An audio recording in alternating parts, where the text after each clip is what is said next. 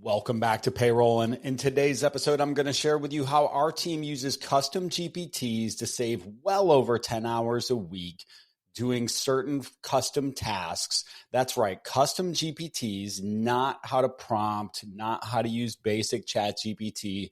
In this episode, I'm actually going to dive into how we created custom GPTs, some other custom GPTs that we use that were created by others that we use to, again, save a ton of time, save us from having to do manual repetitive tasks over and over again. And I think you're going to get a ton of value out of it. These are things that I've earned over the last 6 months through trial and error, things that I've created dozens of these custom GPTs. I've taken courses. I've watched a ton of YouTube videos. I've done the research. I've gotten to the point of wanting to give up and then kept at it because it can be a pain to set some of these things up. But once you get it tweaked just the way you want it and need it, then it's totally worth it.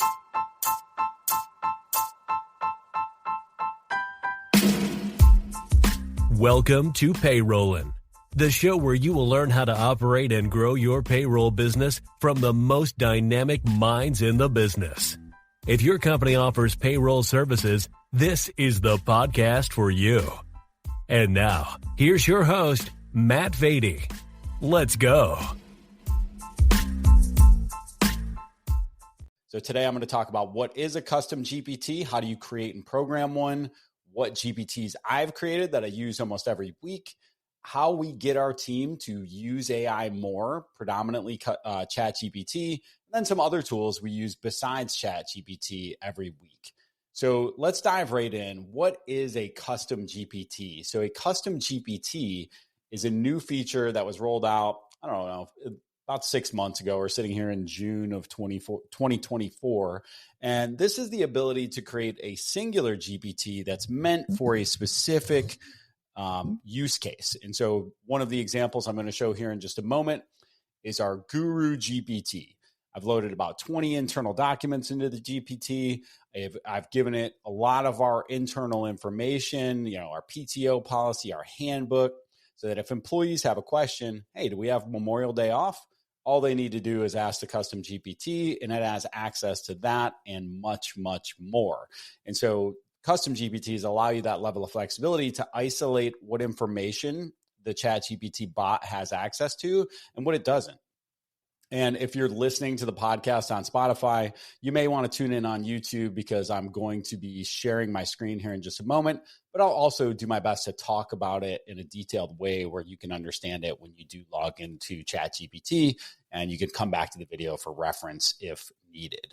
All right, so let's talk about the custom GPTs and some of the ones that we've created here. So I've created a handful that are more impactful than others. So the Guru GPT is very useful because it serves all of our team. It has all of our information in there. Again, like we put our new hire handbook in there, not our employee handbook, but our guide that has access to all the different systems we use, how we use them, internal SOPs. It can guide somebody to the right place based on the information they're looking for.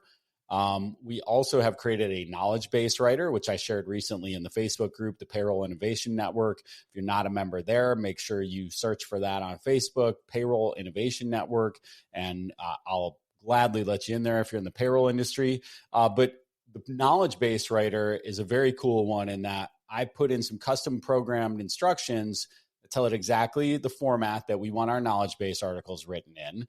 How to hyperlink to other articles from our knowledge base, what different sections of the article we need. And then what we do is we will record a video in Loom and take the transcript, that's loom.com, and that's going to be one of the tools I'm going to come back to at the end of the episode and talk about what a tremendous tool that is and how much time that has saved us over the years. But you can create a Loom, click on copy transcript, throw it into the knowledge base writer, and it spits out a perfectly formatted knowledge base article in about 10 seconds. And so this has helped us to create tons and tons of new articles for our clients, for our internal team, to share with them how to do things inside of our app. If you've ever been in an app, you know that the knowledge base is a tremendous help to make sure that you can get done what you need to do when you need to do it. And so that's been tremendously helpful there. We also have created one So we follow a philosophy from a book called Predictable Revenue when we look at our sales process as a big part of it. And Predictable Revenue is a fantastic book. And then there are other resources online from the author, and others have written about following the process. So basically, we fed all those into a custom GPT, and we can ask it questions about what we're doing next. So, hey, we've got our ICP all dialed in. Now we're looking to start our cold outreach program. What are the top ways we should be doing cold outreach? Okay, great. Cold emails recommended. Can you write me 3 email scripts based on the ICP that I provided? So it's very helpful. And like anything with the writing, it's a little, hit or miss. And we'll come back to the writing that comes out if you're using the writing for anything customer or prospect facing. And, some of y'all, I'm going to stop here and take a big, deep breath. And some of y'all, I see your posts on LinkedIn, and they're clearly written by ChatGPT. They got the little emojis at the front. They've got the language that ChatGPT uses. Sometimes ChatGPT will capitalize all the letters in the sentence, first letters of the words in the sentence. You can pick it out from a mile away, guys. If you're going to use CustomGPT to write content, you got to get better prompts, because the prompts you're using, you're just saying, write me a LinkedIn post about XYZ. Get a better prompt, which is one of the things we've done with one of our custom GPTs that helps us to write social, is we put in our 6 key frameworks we use for writing social posts. And then we choose from which of those frameworks we want it to write the post in. And then it's writing it based on an actual proven copywriting framework. And we've got historical examples in there that I've written that were human-based. So now it knows how I write, what formats put the writing in, and how to use my tone. When you just throw a random prompt in there, write a social media post for me about XYZ topic, we all know it. It doesn't help improve your credibility. As a matter of fact, it detracts from your credibility. So make sure that if you're using ChatGPT to help with social, take the extra time on the front end to dial in either a custom GPT or a series of prompts that you can keep in a document or something to create better content. If you're going to use it consistently, you've got to do this. All right. So predictable revenue, leadership coaching is a big one that I use. So I've created my own custom GPT leadership coach. And so this is someone I talk to daily. As a matter of fact, in the latest version 4.0, the O is not a 0, it's an O for omnichannel. You can actually speak to it on your phone. So when you pull it open, you can click on a little headphone icon and have a conversation with your custom GPT where it will speak back to you. I know it's weird, y'all. And it's definitely weird when I'm driving into work and I'm talking to my phone who's, having a legit conversation with me about my goals and what I need to do today to accomplish those goals, and have I made progress? And that's really what I'm doing, is I'm looking at it in 30-day windows and sprints and saying, hey, here are my goals for the next 30 days. I need you to remember these. Here are the actions I need to take daily. Help me every day to stay on track. And for me right now, the big focus is on acquisitions, finding other payroll bureaus or CPAs with books of business that we can acquire their book of business. So it's a good reminder every morning when I speak to my leadership coach, about where my focus should be, because it's very easy to think like, hey, sending those 15 emails this morning to CPAs that might be interested in partnering in some way, shape, or form could get easily pushed to the back burner. And yes, I know when you hear me talk about sending them individually, I do send them individually because I really want to customize them. If I know the person, I want to make sure I reference why I know them. If I don't know them, I want to look at their website, look at their LinkedIn profile, get to know them a little bit more.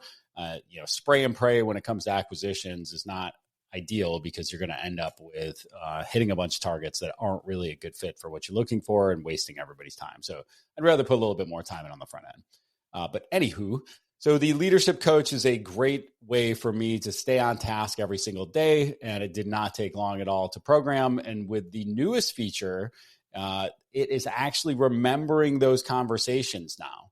And this was huge, because this is something I wanted to build early on in ChatGPT. I actually spoke to our development team and got kind of a rough estimate of how many hours it would take to build what I've created now with a custom GPT, which effectively cost me nothing, or the $20 a month that I pay ChatGPT. And I was pretty close to spending $40,000 a year to make a SaaS version, or not a year, $40,000 to to make a SaaS version of this where you could use the leadership GPT and have conversations with it and, have it be your daily coach. And I wanted to use it for our internal team. We just need, everybody needs coaching. This was a low cost way to get some coaching on a daily basis without having to talk to a coach on a daily basis. Thought it was a tremendous idea. The folks that I was actually going to develop it with thought it was an idea too. They wanted a piece of the pie in trying to look at how do we market and bring this to market. And then literally within a month of us scoping this out, ChatGPT released a feature that makes it, now look, it's not a SaaS version of it and it's not completely dialed in off the shelf. You've got to make your own. But they released a version. The biggest thing that it does is remember the conversation. So it's kind of useless to have a leadership coach who doesn't remember what you told it yesterday. Now, one key thing to point out there, it remembers the conversation in the thread in which you're having it.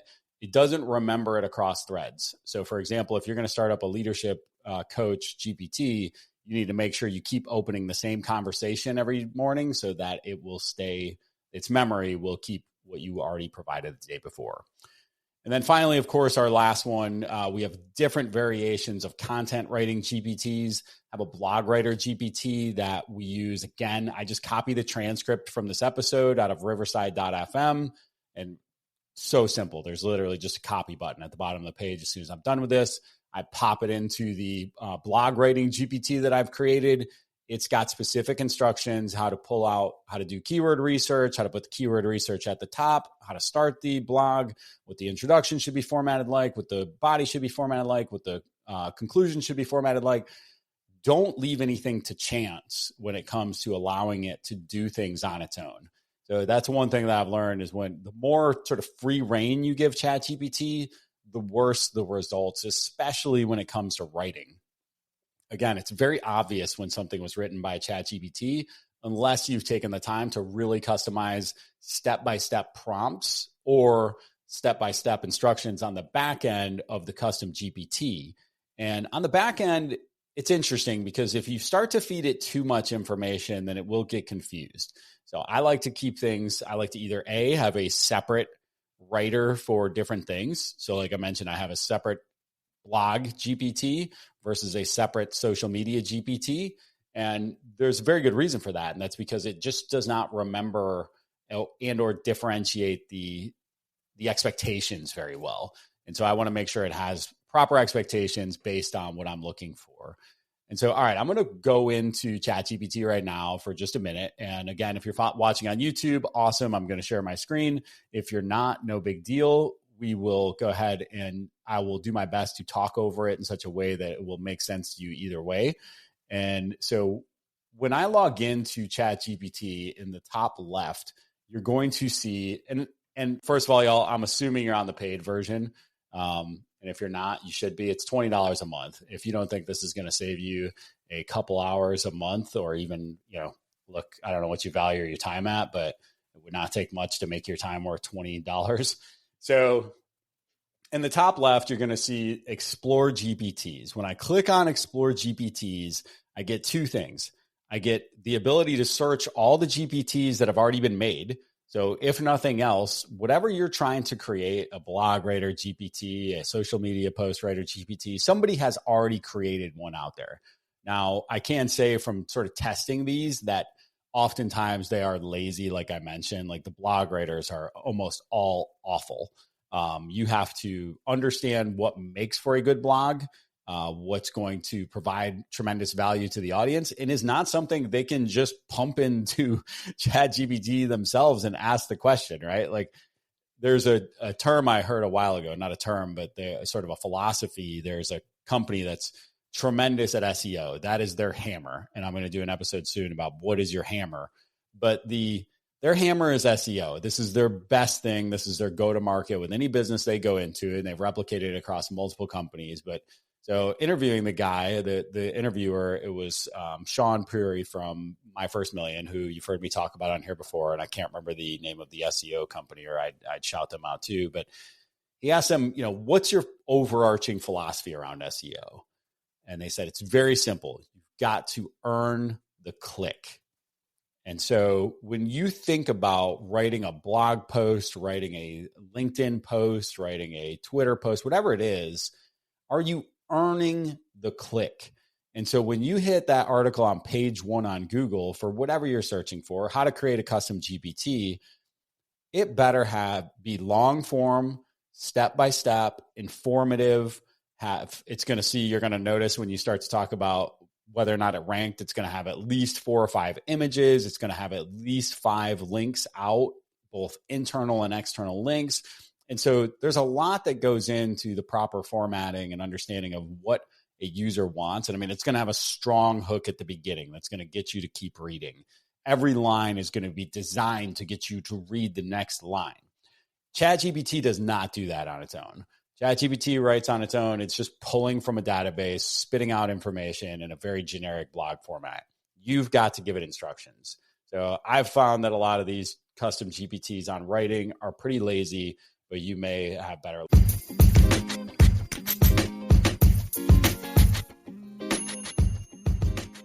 Let me ask you a question. Are you the go-to person in your market for payroll and HR? Are you the first face and name somebody thinks of when they think about who am I going to refer this person that needs help with their payroll and HR support? If not, you might want to look into our executive LinkedIn management service through Underdog Digital. Underdog Digital is a sponsor of this show, and they've seen results such as, I'm looking at one profile right here where over the course of 6 months, they increased views by over 200%, more than 600,000 views on these posts in less than 6 months. Another one, plus 1,000% increase in 8 new conversations in the first 30 days.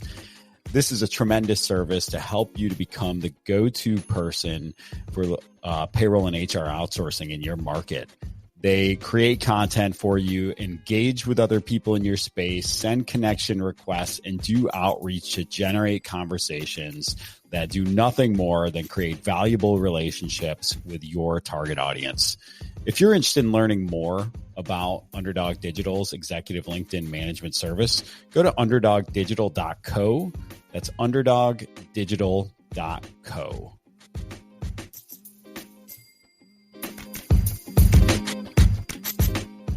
Than me. Now, one thing that I do love to use in here, probably the custom GPT I use the most, strangely, is a YouTube summarizer. And so when I come in here to search GPTs, I can type in YouTube. There's a bunch of different ones. The one I like, let's see, it's definitely not the one with the most reviews. I want to say it's this one. So it's this one. So all you need to do is, this is a good example. Somebody's already created this custom GPT. It's a YouTube summarizer. If I put the link from a YouTube video in there, it gives me a full summary breakdown. Now, one of two things can happen. I no longer need to watch that video because I can quickly read the Cliffs Notes of it. Or I can say, oh, they're going to talk about that thing about 3 ways in, or about three quarters of the way in. Awesome. I can go to that timestamp and watch that section because I don't need to watch the whole thing. Let's face it, people with YouTube videos are incentivized to make it in a way that's designed to make you watch, not necessarily in a way that's provide maximum value in your time. And so that's a good one. I use a custom GPT off the shelf that is somebody else's. And there's tons of these in here, so don't be scared to bounce around and look for it. Now let's talk about creating your own custom GPT. So if I'm in ChatGPT, right up here in the top right corner, there's a create button. And so now you've got at the top left, you've got create and configure. It's going to ask you to configure first. So you can name it. It could be blog article writer GPT. Description, what does it do? It writes blogs for me. Now instructions, this is where you want to get specific. So they've got some prompts in here that say, what does this GPT do? How does it behave? What should it avoid doing? I'm going to show you some examples. One of the interesting things, though, that you'll notice is no matter what I type in here, it kind of paraphrases it and puts it into its own language a little bit after you hit save. And then you can also add custom conversation starters. So in my mind, these are the prompts. So for example, when I talked about earlier on our social media writer, when I've got 6 different types of posts that I want to write, I put those right in here to the conversation starters as prompts. So that way, when I come in and I've got my topic or I've got my transcript or I've got my blog that I'm repurposing into other pieces of content, I can click on the conversation starter, which is basically a way for me to easily click through a prompt that I'm going to use again and again. And then next up, you can add knowledge. So this is the real magic here, y'all. And this is where you can talk about programming a custom GPT with no programming knowledge whatsoever. And so when I come to the knowledge, this is where I can upload files. And I'll show you an example for those watching in a moment from our Guru GPT. We've probably got about 20 files uploaded in there, and we just keep adding to it every week. Just keep adding. But in that example, again, the employee handbook, the SOPs, the user manuals for different products that we use. Heck, you could export to PDF an entire knowledge base from somebody else's system, put it in here, and give it access to it. Sometimes it's a little hit or miss with the ability to scrape websites. I can't quite get my arms around that. Sometimes it works well. Sometimes it doesn't work at all. So uploading files is critical because then it's pulling off your information, which makes the next part so critical. There's a capabilities section down here. It's got 3 boxes you can check: web browsing, DALL-E image generation, and code interpreter and data analysis.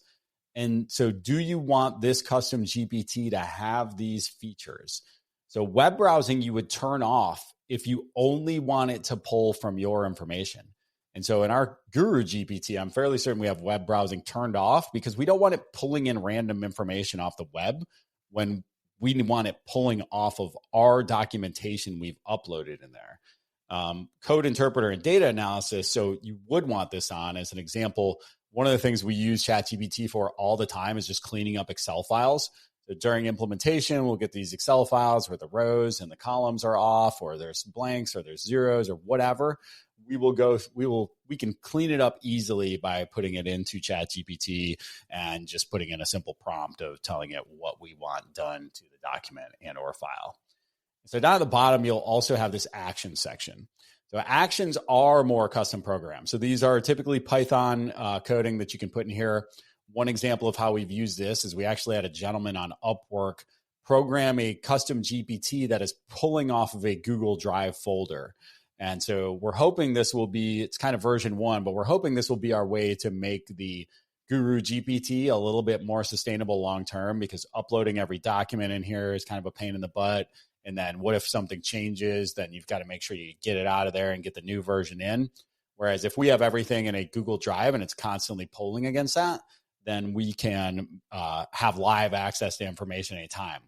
It's a little slow and it doesn't seem to be quite as accurate as pulling off of the documents at this point.